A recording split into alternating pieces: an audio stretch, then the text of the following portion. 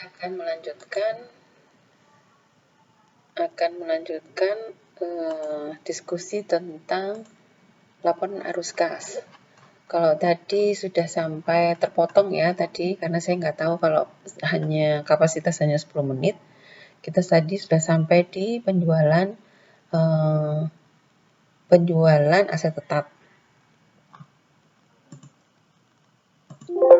Sekarang kita melanjutkan ke penambahan investasi pada entitas asosiasi. Ini seperti investasi pada saat kita mendiskusikan analisis aktivitas investasi antar perusahaan, ya.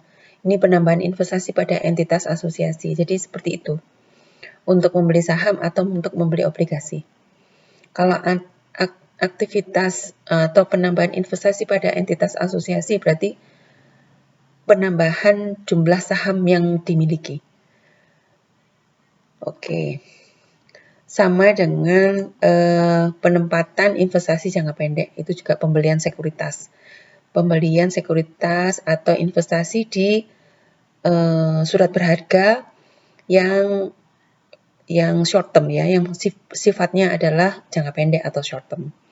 Oke, setelah kita diskusi tentang aktivitas investasi, kita diskusi tentang aktivitas pendanaan. Sebenarnya aktivitas pendanaan ini, arus kas aktivitas pendanaan ini hanya terdiri dari 3 hal. 1, peminjaman atau hutang dari bank.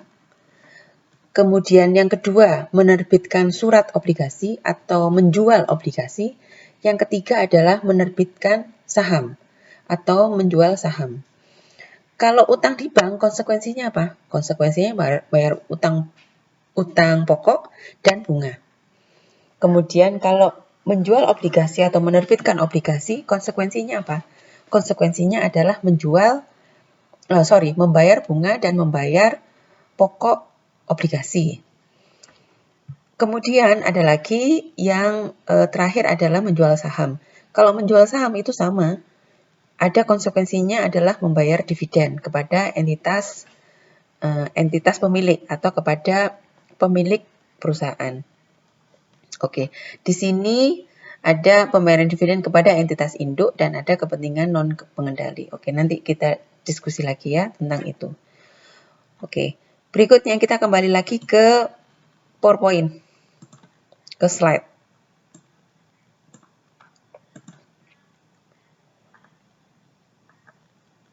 Nah, sebenarnya laporan arus kas ini yang tidak dimiliki oleh laporan laba rugi. Jadi kalau laporan arus kas, aktivitas operasional, aktivitas investasi, dan aktivitas pendanaan itu adalah sarana atau cara menganalisis likuiditas perusahaan, menganalisis solvabilitas dan fleksibilitas keuangan. Contohnya seperti apa sih kalau likuiditas itu? Nah, kalau likuiditas ini nih. Likuiditas itu ketersediaan aset non-kas menjadi kas. Ya, ketersediaan aset non-kas menjadi kas. Karena apa? Di laporan arus kas itu muncul berapa jumlah pembayaran dari pelanggan. Ya, tadi kita sempat diskusi berapa jumlah pembayaran atau berapa jumlah pembayaran dari pelanggan. Jadi kan penjualan itu bisa jadi cash, bisa jadi non cash. Nah, berapa yang sudah cash? Sudah dibayar cash. Kemudian juga mengukur solvabilitas. Nah, solvabilitas ini adalah kemampuan membayar liabilitas yang jatuh tempo. Jadi perusahaan ini punya duit nggak sih buat bayar utang, gitu ya? Punya duit nggak untuk bayar utang? Ini arus kas yang bisa menganalisis. Jadi arus kas ini yang bisa melihat bahwa oh iya, dia masih punya duit kok untuk bayar utang. Ya. Yang terakhir adalah fleksibilitas keuangan. Nah, fleksibilitas keuangan ini sama seperti gini. Ini kan kemampuan bereaksi dan menyesuaikan dengan peluang dan tantangan. Jadi ini sisa duit gitu, sisa duit atau free cash flow gitu ya. Seperti contohnya saya analogikan kalau Anda punya uang saku 1 juta dalam 1 bulan. Kebutuhan pokok Anda tiap bulan itu 800.000. ya, beli pulsa, kuota internet, buat makan. Terus kemudian Anda pergunakan juga untuk fotokopi, untuk beli buku, untuk yang positif-positif aja ya. Nah, seperti itu. Sisanya adalah 200.000. Itu 200.000 itu untuk menjagani ya. Untuk jagani fleksibilitas keuangan. Itu maksudnya. Jika sisa 200.000 tadi itu ada peluang usaha, Anda bisa ambil itu peluang usahanya. Misalnya jual beli pulsa. Oke.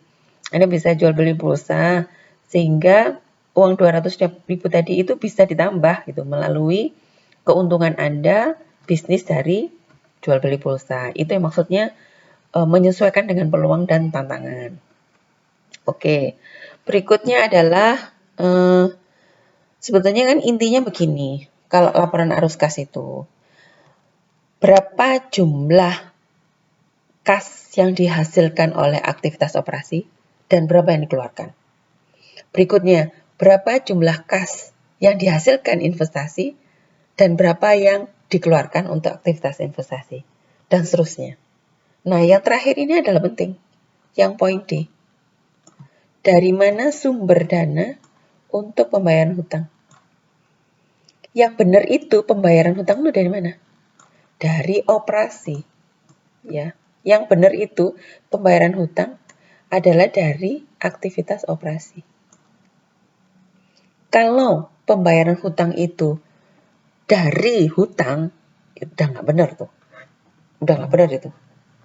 Itu semakin lama semakin bengkak, dan akhirnya bisa dinyatakan bangkrut perusahaan tuh. Nah, kenapa saya bilang dari operasi? Karena pembayaran hutang itu sebetulnya kita ngutang tuh buat apa sih? Supaya operasi perusahaan itu berjalan. Makanya kita ngutang. Sehingga idealnya bayar utang pun juga dari aktivitas operasi.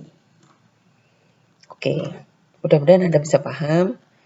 Ini gampang, ini saya sudah sampaikan tadi waktu kita melihat laporan arus kasnya PT Semen Indonesia. Kemudian ini yang saya sampaikan tadi, kita tidak akan mendiskusikan tentang metode tidak langsung dan metode langsung untuk penyusunan laporan arus kas karena Anda udah dapat di financial accounting.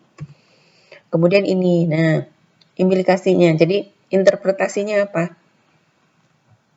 Satu, kalau laporan laba rugi itu pasti mengukur profitabilitas. Tetapi tidak bisa likuiditas. Ya. Dan solvabilitas. Solvabilitas tadi apa? Solvabilitas itu kemampuan membayar utang. Kalau likuiditas apa? Kemampuan menghasilkan kas. Ya. Duitnya ada nggak sih? Terus kemudian yang kedua, nah laporan laba rugi itu tidak menunjukkan ada arus kas masuk atau arus kas keluar. Yang penting itu pendapatan dan itu beban. Masuklah ke laporan laba rugi. Jadi tidak ada arus kas masuk, tidak ada arus kas keluar. Sedangkan di aktivitas operasi ada ini. Ada penerimaan pendapatan, ada pembayaran beban, ada pembayaran dari pelanggan, ada pembelian dari persediaan, dan seterusnya.